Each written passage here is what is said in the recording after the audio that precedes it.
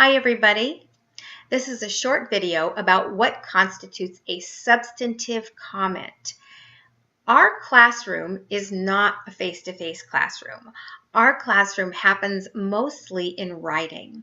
And so in order to have a dialogue, you will find that many of your assignments require you not only to answer questions and post what you think or what you've learned, but also to comment on what your other classmates have said about what they've learned. In order for this to be a meaningful dialogue, these comments should be substantive. Substantive comments will deepen our learning experience. So this little video is going to tell you what my idea of substantive comments are so that you won't be surprised and I can give you as many points as possible, but really ultimately so that we have the best possible discussion that we can. Okay, what is not a substantive comment? Well, an affirmation saying how much you like something. Oh gosh, I really agree with what you said. I wish I'd thought of that. Or boy, oh boy, I just think that you are right on target. Those things are great to say, and I encourage you to start out that way if that's how you feel. Don't make it up. A pat on the back's always nice. But it's not a substantive comment, and it doesn't really deepen the conversation any. A substantive comment adds depth to our discussion, and it actually will increase your learning by helping you to think about the subject in another way, a way you haven't already discussed it. Here are 5 acceptable substantive approaches. At least they're acceptable to me. The first is critique. Critique is where you basically pick out pieces of the post that you think are either on target or which you think are off base.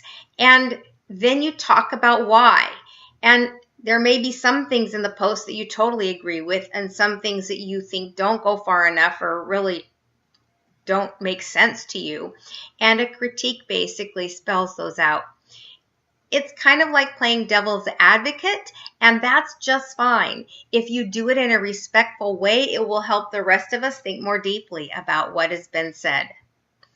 The second way you can approach these substantive comments is to talk about the relevance of what your classmate says to the readings. Try not to connect it to a point that's already been made from the readings, but point to something from either the current reading or even past readings that hasn't yet been discussed. Third, you can compare or contrast. Does what your classmate wrote remind you of something, some experience you've had, or some situation that you've read about in the news? Well, share the story and tell us whether it's, how it's similar or how it's different based on the principles that we are discussing in class or that your classmate has posted about. The fourth thing is to discuss what you've learned. Excuse me.